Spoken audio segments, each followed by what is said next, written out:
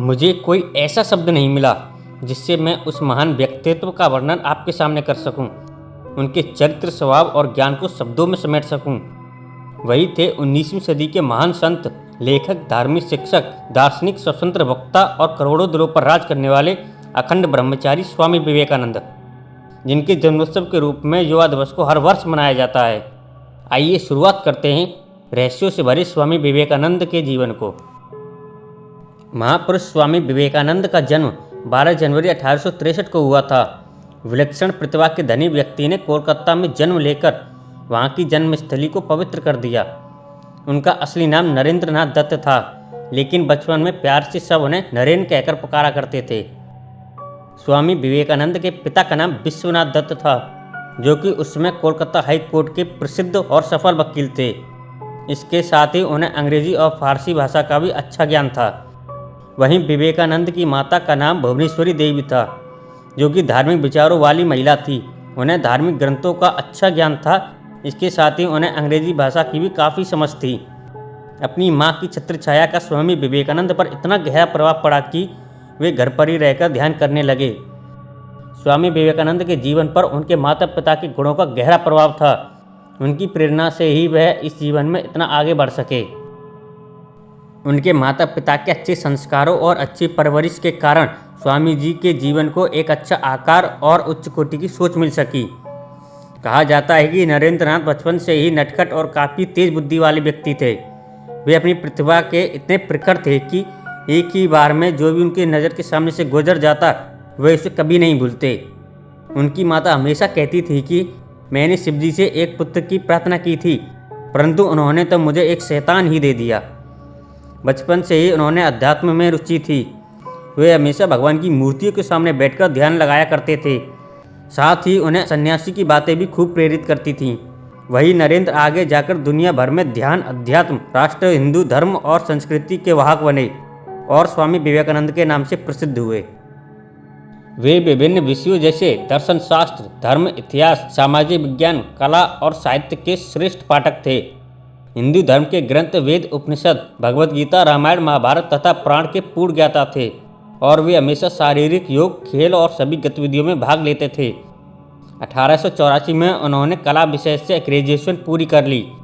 इसके बाद ही उन्होंने बीए और वकालत की पढ़ाई की। 1884 में ही इनके पिता का स्वर्गवास हो गया। उनके परिवार की पूरी जिम्मेदारी स्वामी विवेकानंद के कंधों पर आ गई। स्वामी जी पूर्ण निष्ठा के साथ अपने परिवार की जिम्मेदारियों को निभाने लगे, जिसके लिए वे दिन भर नौकरी ढूंढते तथा शाम को ट्यूशन पढ़ाते थे। इसी दौरान स्वामी विवेकानंद जी का झुकाव महर्षि देवेंद्र नाथ की तरफ हुआ। एक बार महर्षि देवेंद्र नाथ से सवाल पूछा कि क्या आपने ईश्वर को देखा है? नरेंद्र के इस सवाल से महर्षि देवेंद्र नाथ आश्चर्य में पड़ गए और ठीक प्रकार से उत्तर न दे सके, परंतु उन्होंने इस जिज्ञासा को शांत करने के लिए स्वामी विवेकानंद को रामकृष्ण परमहंस के पास जाने की सलाह दी। इसके बाद उन्होंने उनसे अपने प्रश्नों के संतोषजनक उत्तर प्राप्त किए, जिससे प्रभावित होकर उन्होंने उन्हें अपना गुरु स्वीकार कर लिया।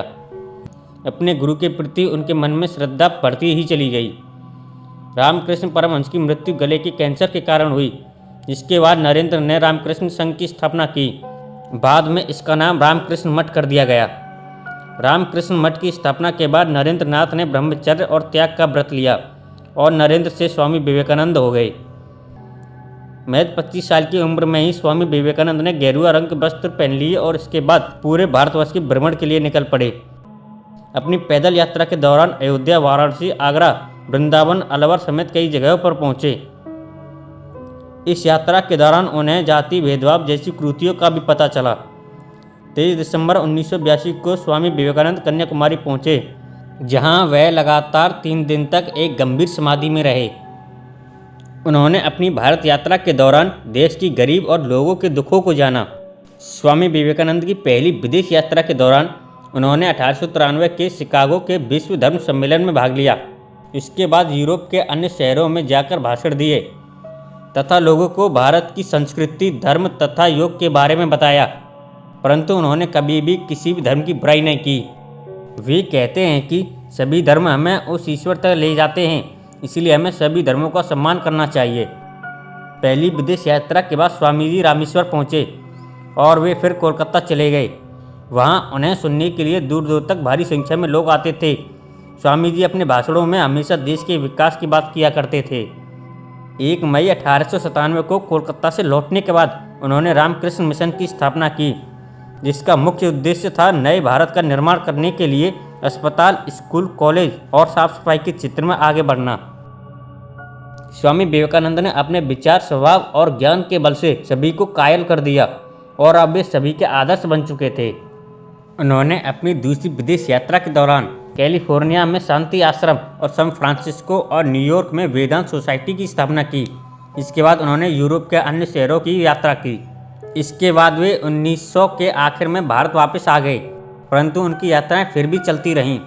यात्रा के दौरान उनका स्वास्थ्य लगातार खराब होता चला गया, जिससे उन्हें अस्थमा और डायबिटीज जैसी बीमारियों ने घेर लिया। 4 जुलाई 1902 को महज 39 साल की उम्र में 9:10 पर स्वामी विवेकानंद जी ने महासमाधि प्राप्त की। उस महान पुरुषार्थ वाले महापुरुष का अंतिम संस्कार गंगा नदी के तट पर किया गया। वहीं उनके गुरु रामकृष्ण परमहंस का भी अंतिम संस्कार किया गया था। इस वीडियो को पूरा देखने के लिए आपका बहुत बहुत धन्यवाद।